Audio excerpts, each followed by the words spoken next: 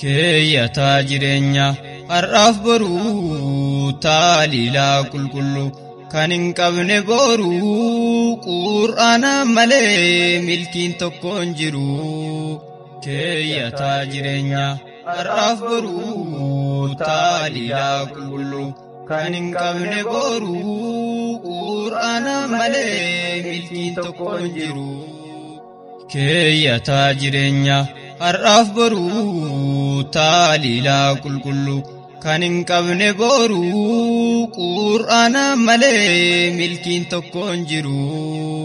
keeyyataa jireenya har'aaf boruu taalilaa qulqullu kan hin qabne boruu qur'aana malee milkiin tokko hin jiru hangafa beekumsa kan waa hundaa dursu kan wanta har'aaf boruus addan baasee ibsu eessa jira kan akka qur'aanaa madda beekumsa jireenya kennaa keeyyataa jireenya har'aaf boruu taalilaa qulqullu kan hin qabne boruu qur'aana malee milkiin tokko hin jiru beekumsa addunyaa guutuu ibsuuf dhufee kan isaa fudhateef waa hundisaa fifee kan isaa didee wallaalatti hafee dukkana yoomuu ifnee keessatti kufee keeyyataa jireenya har'aaf boruu taalilaa qulqullu kan hin qabne boruu qur'aana malee milkiin tokko hin jiru qur'aanni daandiidha sanuu daandii sirrii hoogganaa dhugaa namoota gaggaarii isaan hoogganamaa muslimtoonni marrii innis barsiisaadha kan haalan gaggaarii keeyyataa jireenya har'aaf boruu taalilaa qulqullu kan hin qabne boruu qur'aana malee milkiin tokko hin jiru badhaasa ilaahii kennaa olii seera isaa hordofii ittiin oolii bulii haala kee hundumaan keessattuuf ilaalii jiruu kan kee hundaa isaan uf madaalii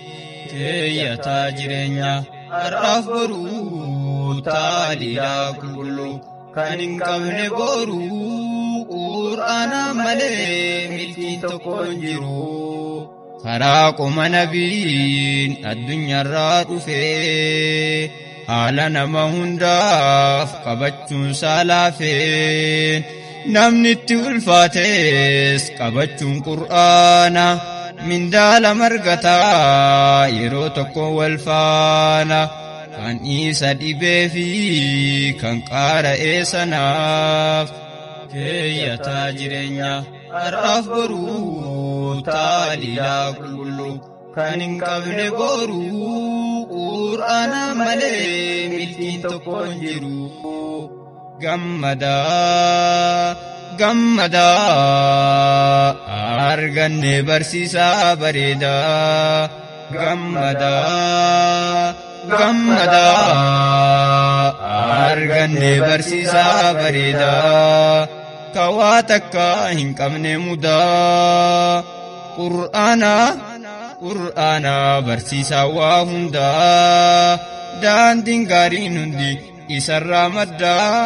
rabbitu nuuf kennee godhee kennaa addaa keeyyataa jireenya har'aaf boruu taalilaa qulqullu kan hin qabne boruu qur'aana malee milkiin tokko hin jiru isa addaan baasaa wanta dhugaaf dharaa waa hanqinan qabu beekumsa hundarraa isa keessatti argamaa cuftii wanta maraa dubbisii hubadhu waa fuudhadhu irraa wanta kamuu caalaa isaatu siif taraa kunoo isii kana dhaamsi koo xumuraa isii tana kwaanii dhaamsi koo xumuraa